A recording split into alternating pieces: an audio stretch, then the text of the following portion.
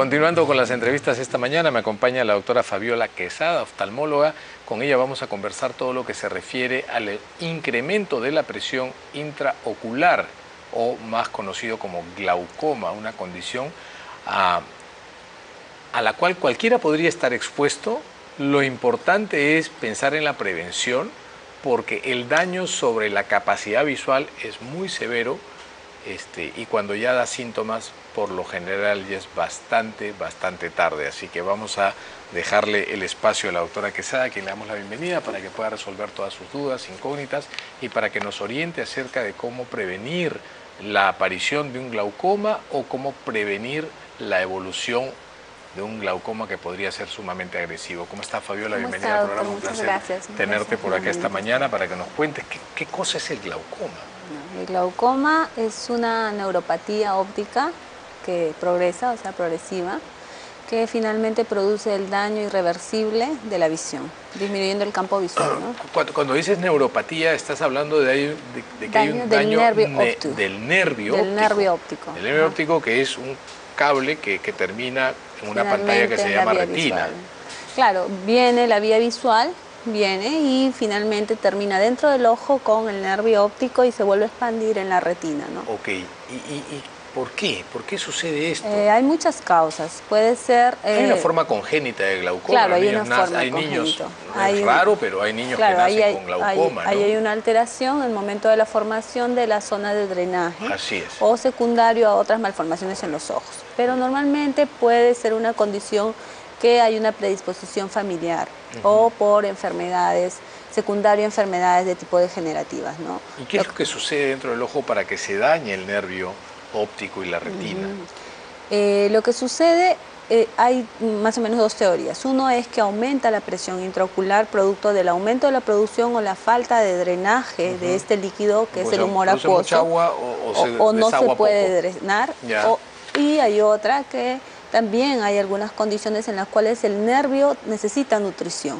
Correcto. Entonces hay una falla también en la parte de la nutrición del nervio óptico. Sin necesidad de que varíe la presión intraocular. Sin necesidad de que varíe la presión intraocular, y eso pues está más en relación con las bajas de presión durante el sueño. Así ¿no? es. Eso tiene que ver con el patrón de sueño. El patrón de sueño y la baja de presión durante el sueño, ¿no? Entonces en los hipertensos a veces le baja mucho la presión. Claro, el hipertenso, que le baje mucho la presión. Que le baja mucho la presión puede hacer glaucoma por la falta de irrigación y nutrición. Por la falta de irrigación y nutrición, que es una cosa que a veces no consideramos, pero que tenemos que tener en cuenta. Ese es un aspecto interesante, porque la mayoría de las personas entiende el glaucoma como una cuestión de daño sobre la retina como consecuencia del aumento de la presión dentro del ojo. Pero no necesariamente es así. Al final lo que determina si hay glaucoma no es el nivel de daño del nervio. Del nervio. Y de la retina. De la retina. ¿Cuál es la causa más común? ¿Qué tan frecuente es el glaucoma? ¿Por qué está prevalente en la población? El glaucoma es la segunda causa de ceguera permanente en el mundo. La segunda causa de ceguera, ¿no? Permanente. Wow. Pero lo que sucede es que acá en Perú tenemos subdiagnósticos. Muchas veces los pacientes ya vienen en estadios terminales. Entonces, como usted mencionó, lo principal sería hacer la prevención.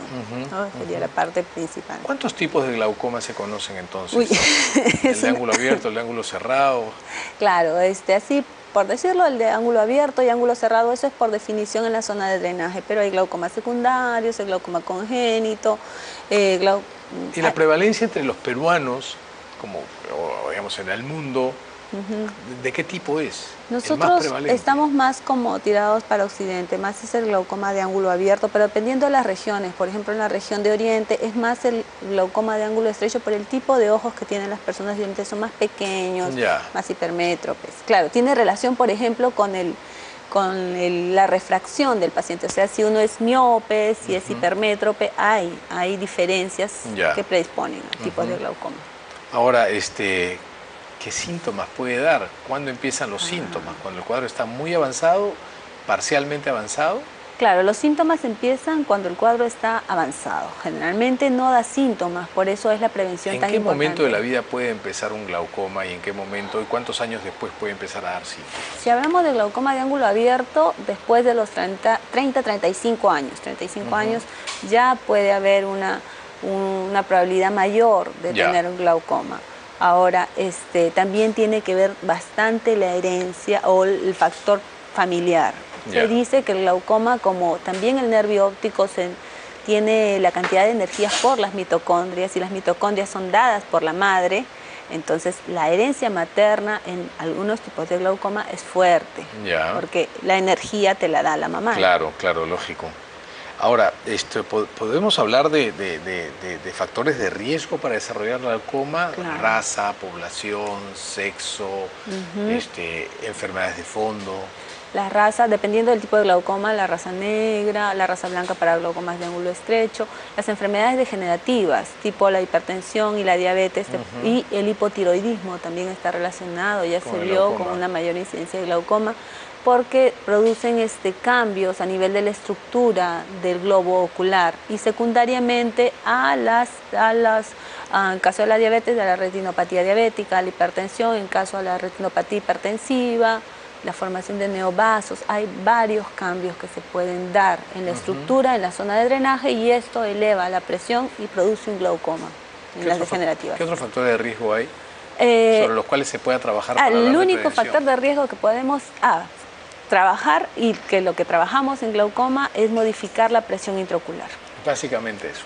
Claro, ese es el único factor de riesgo modificable, y es el que tratamos uno de los más importantes. Bueno, ¿no? Eliminar también claro, la posibilidad de desarrollar hipertensión, o que tu hipertensión esté bien controlada, claro, que tengas una diabetes muy agresiva. Claro, que hagas que tengas una vida saludable, actividad aeróbica, disminuir el consumo o el uso de ciertos fármacos, o el del tabaco, ¿no? ¿Qué medicamentos podrían aumentar el riesgo de glaucoma? Los corticoides.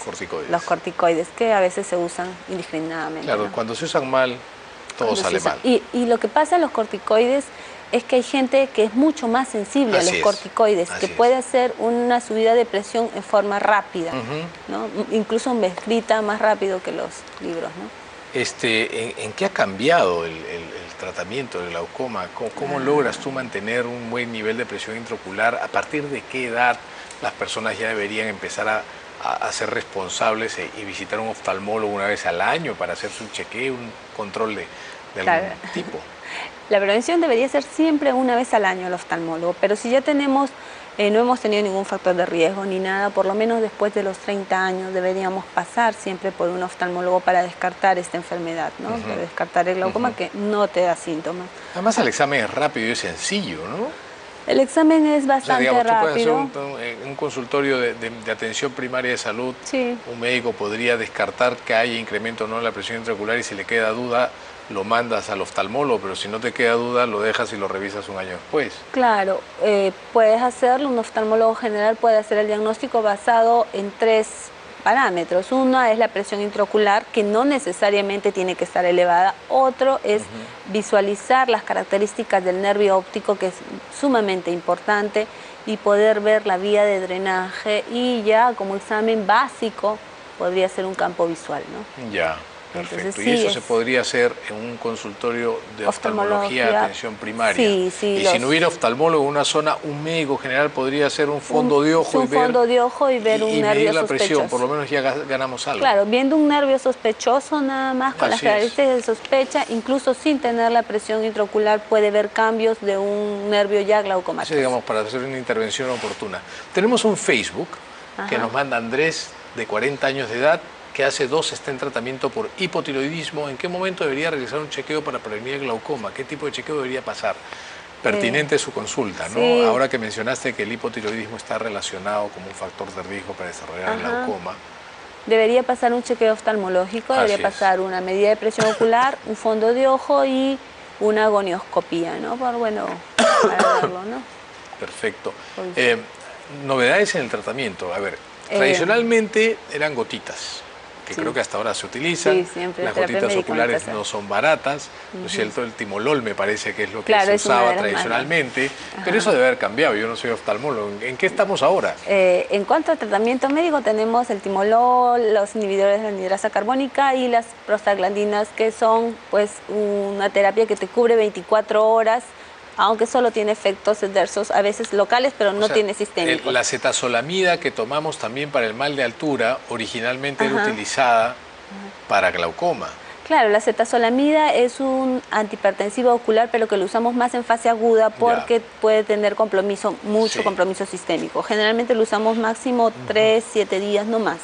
No puede usarse para más. la crisis, digamos. Ajá, eso es en tratamiento médico. En tratamiento quirúrgico se ha ampliado mucho. Tenemos mucho el uso del láser para hacer permeable la vía de drenaje, aumentar la permeabilidad, como la trabeculoplastia láser selectiva. ¿Eso es lo último que ha salido? No, lo último que tenemos, bueno, yo trabajo en oftalmosalud, lo último que tenemos es el CG6, que es la ciclofotoablación transescleral. Antes eso suena como Viaje a las Estrellas, como Star Wars.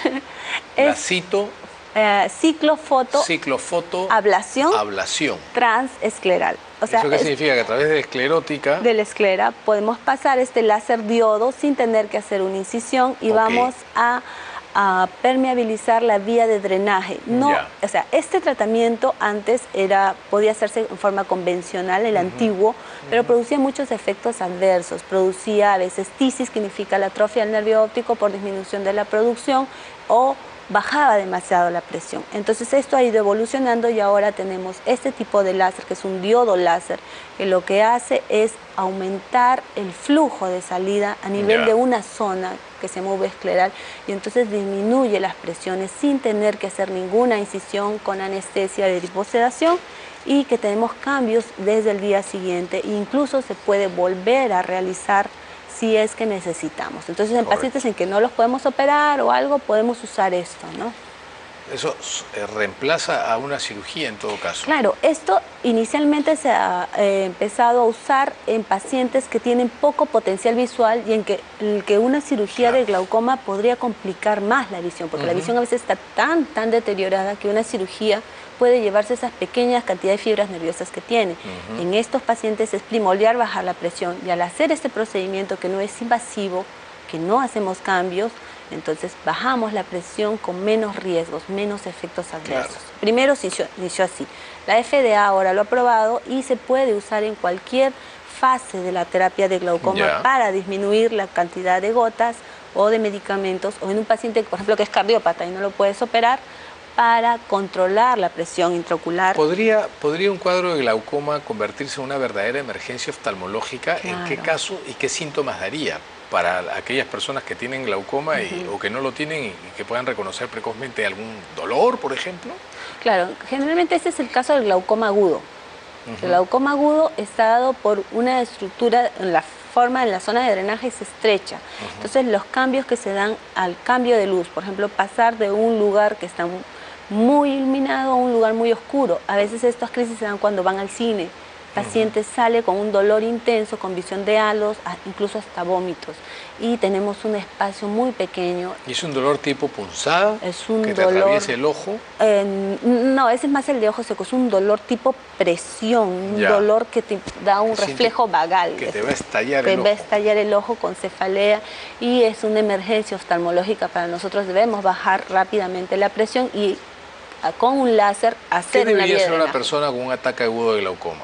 Ir inmediatamente a una emergencia, a la más cerca, porque a la más cercana, puede perder la vista, claro, ojo, ¿no? sí, en horas puede perderse la visión. Claro, ahora el médico de emergencia tiene que saberlo sospechar, ¿no? Pero por lo menos ya les estamos dando un tip. Claro, sí. Ese dolor hiperagudo, intensísimo del ojo, cuando cambias de luz a oscuridad o viceversa, y que te puede producir hasta náuseas y vómitos, podría ser un ataque agudo de glaucoma. Deberíamos ir a una emergencia, y si el médico de emergencia no lo plantea, decir, por si acaso no se diagnostica lo que no se tiene en mente, ¿no? Así es, claro, uno no diagnostica lo que no se ve todos los días. Tenemos un Facebook. 50 años de edad tiene María, y le han dicho que tiene cámara estrecha y por lo tanto riesgo de tener glaucoma. ¿Qué recomendación me podría dar? Justo es lo que estamos hablando. La cámara estrecha y en relación está fuertemente relacionada con la zona de drenaje estrecha, que eso lo podemos ver con este examen que se llama gonioscopía, que es ambulatorio. Estos pacientes son los que tienen gran predisposición a hacer estas crisis de glaucoma agudo con compromiso de la visión, ¿no? En forma pues grave. Claro, ¿no? ella tendría mucho riesgo de hacer un ataque agudo. Claro, ella debería ir al oftalmólogo para que le hagan una iridotomía láser. ¿En qué momento el glaucoma podría ser reversible con respecto al riesgo de daño sobre la retina? Reversible, eso es ¿O no hay generalmente... reversibilidad?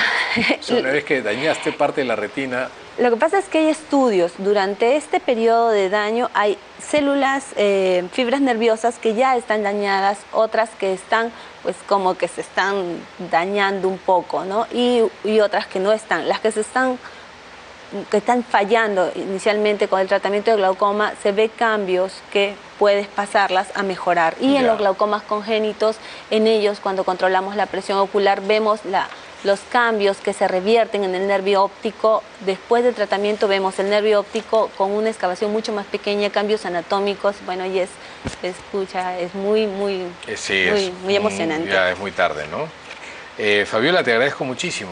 Un placer, gracias por habernos acompañado esta mañana. Igual. Ha sido la doctora Fabiola Quesada, oftalmóloga, hablando sobre glaucoma, tratamientos, prevención. Nos vamos a una pausa y venimos con más en el consultorio de la Buena Vida.